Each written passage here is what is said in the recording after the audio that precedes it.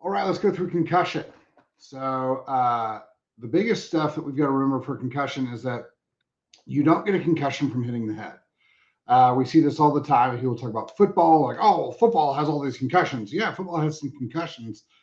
Girls soccer and girls baseball, girls basketball and girls soccer have and volleyball have quite a bit of concussions as well. So the way that you actually get a concussion isn't from hitting the head; it's from the brain hitting the skull or hitting the inside of the head. So what we're actually looking at is translation of the head. So if the head moves really quick, then the chances that the skull is going to collide with the brain are pretty high. So the easiest way to radically reduce concussions, severity of concussions, or the fact that you even get a concussion, is to actually strengthen the neck.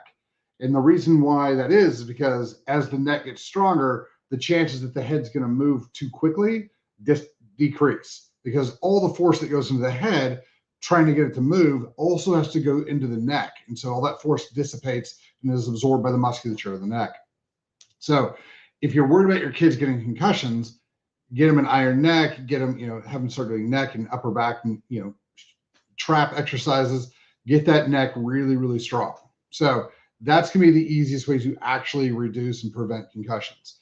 All the, change in tackling and stuff like that, fantastic. But if you really want to go the extra mile, then I would definitely start doing exercises specifically for the neck.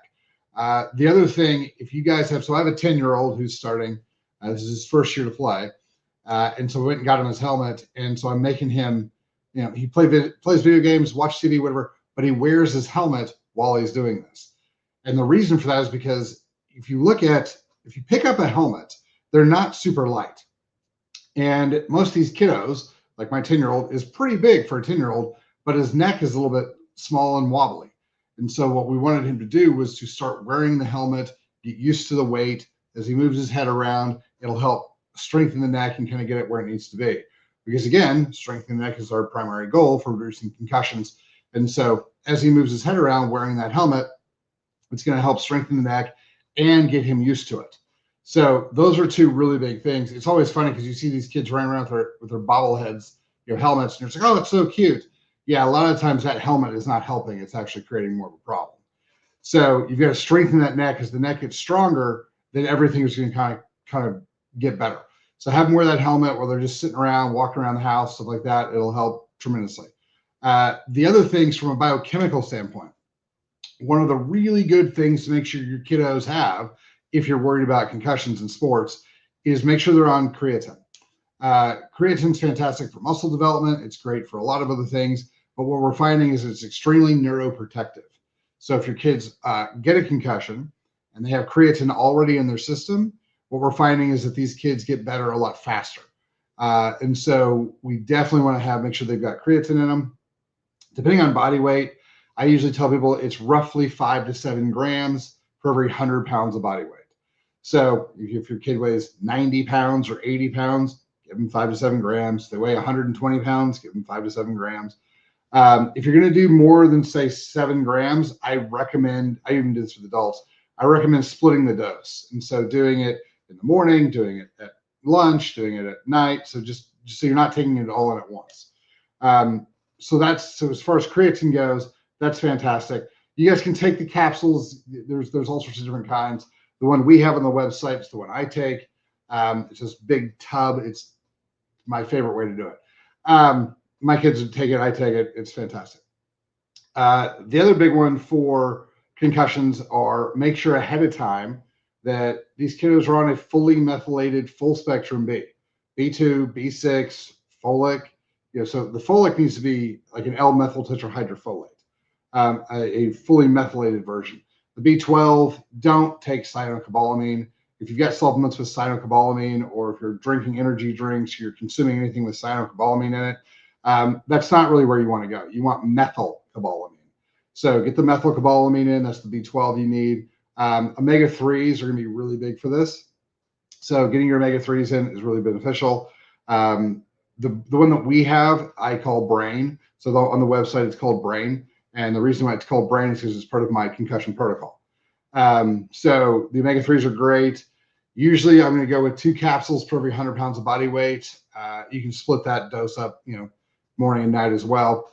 You usually want to split some of these things up so that your body gets a little bit here and there throughout the day, but morning and night on that omega-3s will be great.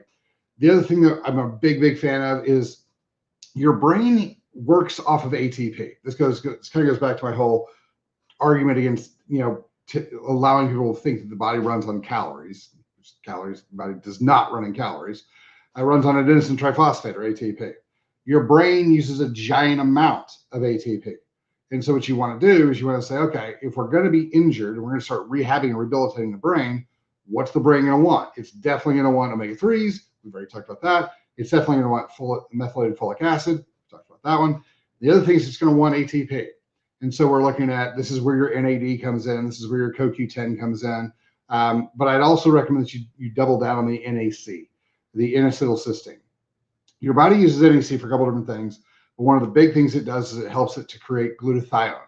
Glutathione helps your body denature and move out, free radicals, reactive oxidative stress, things like that. So highly recommend that you guys get some NAC as well. CoQ10 is also going to be beneficial. It's an antioxidant. Your body uses CoQ10 in what's called the electron chain transport system, which is directly where you make all your ATP. So CoQ10 is going to be a big one. The one that we use for that is the Cellular Restore. Should be on the website. It's got CoQ10, it's got NAC, it's got alpha lipoic acid, it's got some other stuff in there. So that one's really good. We give that one to the kids, and then make sure they're hydrated. Yeah, this is a big deal. This is one of those that is I think really overlooked, especially because if your kids are going out and they're running around, like we had practice for almost 2 hours yesterday with these guys, and they drank a bunch of water, but they were all dehydrated, going into it. And so people always are like, oh, make sure you take your water to practice. Fantastic. 100% take your water to practice. Not arguing that. But I would highly recommend that you guys start getting the kids to drink the water the day before, the morning of, all the way through the day. Because the more water they've got in them, the better everything's going to be. So getting that extra water in will be really beneficial. So I would make sure that you guys get that stuff in. The other thing is, electrolytes. Yes, sodium is great. So the Himalayan pink salt or the sea salt, like we use a sea salt, a pink sea salt we get here. We have at the practice that's Hawaiian. Sea salts are fantastic. As long as it's clean. Celtic salts, those are great. Get those in. Most of these kids who are playing football are going to be boys. Selenium is going to be a big play for them. So selenium is big for testosterone. It's big for electrolyte function. It's going to be a big one. I like to make sure they're getting all the electrolytes in. So sodium, chloride, iodine, magnesium. Magnesium is a giant one. So getting those things in are going to be, boron, and there's a whole bunch of other. The one that we use for that one is Superior Mineral, which is also on the site. That one will also suppress sex hormone binding globulin and allow more free testosterone to be at play. So I would highly recommend that any of you guys who have kiddos who are in the gym, definitely get them on that one, because the more free testosterone they have, the better they're going to heal, regenerate, and repair. So this is another piece for concussions. Your brain uses testosterone as the healing hormone. So, I'm not going to tell you guys that your kids should be on testosterone. Some of them should. Totally different conversation about UIL rules. But definitely get them on the Superior Mineral. That'll help push down that sex hormone binding globulin, allowing more free testosterone. So not only will they heal, regenerate, repair, and grow bigger, stronger muscles and bigger, stronger hearts, they'll also help repair their brain. So, that's another big one to make sure that their bodies are getting. So these are some of the things that we've got to get in these kiddos as they go through. This will also help, immune function. It helps brain function. It helps all the other stuff. So, of course, if you guys have dogs or your kids come in contact with dogs and cats and stuff like that, or you guys eat out ever, I would highly recommend that you start looking at anti-parasitic stuff for your kiddos. Parasites create inflammation that creates issues in the gut, issues in the liver, and issues in the brain. So if we're talking about concussions, we definitely want to take out anything that's inflammatory or damaging to the brain, anything that's stealing nutrients. got to get those things out. So killing the parasites is a great one. We have a couple things we use for that. Granted, you're not going to talk most kids into doing coffee enemas. Those are the best for antiparasitics, but you got to be realistic. So the things that we usually use for that, the wormwood, allicin, RFA, HCl, those are all great for it. If I had to pick one, see, the wormwood's really, really good, but it doesn't taste very good. So getting kids to maintain that is a little bit difficult. The Superior Detox that we've got is a pretty solid option as far as killing parasites and moving them out. You can give these kiddos ivermectin. The only problem I've got with ivermectin in kiddos is that you've really got to kind of balance it with the liver. So that's going to be, if you've got more B vitamins and stuff like that, that's great. You might want to walk through the antiparasitic stuff with somebody. That would probably be a good idea, who understands the detox reaction, the liver functionality, the kidney issues, stuff like that with antiparasitic work. But that's kind of where I would start with, or just things to look at when we're talking about our kiddos, their health and concussions. But if you guys do get a concussion, real quick, whether you guys are told this or not, primary thing is if they are sensitive to light, right? So they're squinting and the lights are too bright. They're doing this type of thing, or they're wanting to wear sunglasses after they've fallen down or whatever. We want to keep them in a dark room, feed them lots of fats, lots of omega-3s, lots of avocados, avocado oils, olive oils, butter, all that type of stuff, because your brain's made of LDL cholesterol. It's made of fat. So give the body the fat. Eggs are being a phenomenal choice for this. But keep it in a dark room. What's going on is that the brain's trying to heal, regenerate, and repair, and the metabolic function of your brain is shifted. And so it's like, hey, we're going to spend all this energy repairing and healing, and we're not going to spend it doing other things.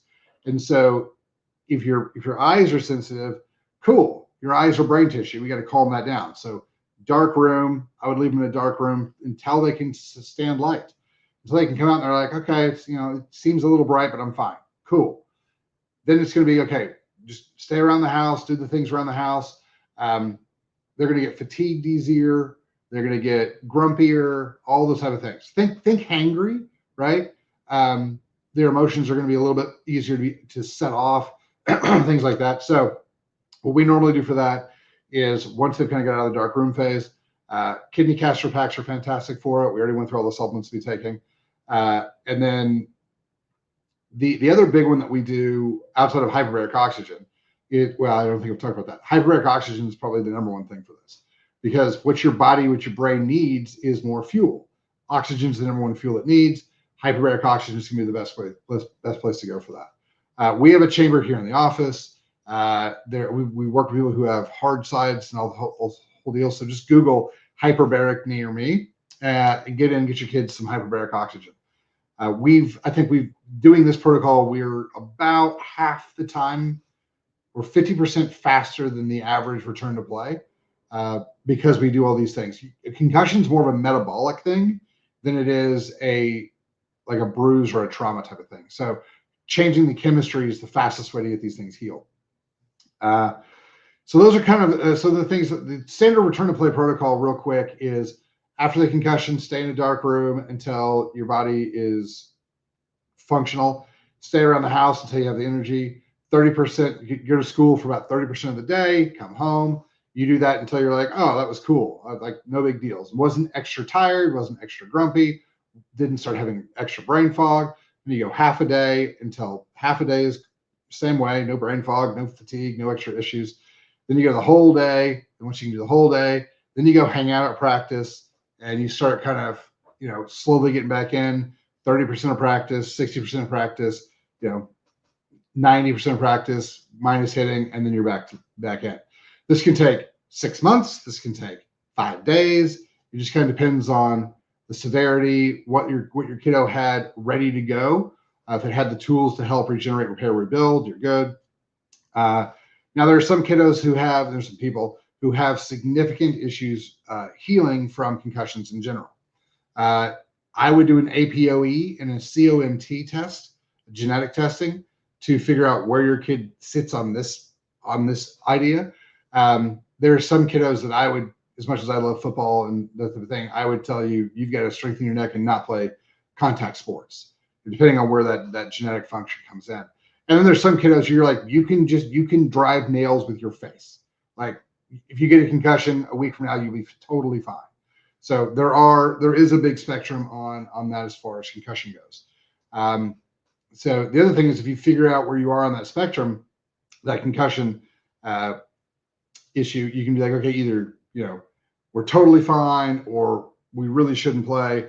But in the center, you're like, okay, cool. If you're closer to, let's say you're in the middle, I would make sure that you get all those nutrients in all the time so you can ensure that you're not going to have long-term damage from the concussions. So that's kind of where a lot of that stuff sits. The other thing that's an option for the adults who've had traumatic brain injuries, who've had concussions and things like that, plant medicine, ayahuasca, psilocybin has been shown to help regenerate and regrow some of this damage. I'm going to go through a whole bunch of stuff on plant medicine here in the next couple of weeks. I would 100% make sure you're working with somebody who knows what they're doing with plant medicine. Not only the administration, but there's a whole setup, and there's a whole thing around using plant medicine that you've got to kind of get yourself ready for. So if you guys have any questions, hit us up, questions@chalmerswellness.com, or toss them in the DMs or whatnot. I'll talk to you guys later. Have a fabulous and amazing day. Thanks for your time.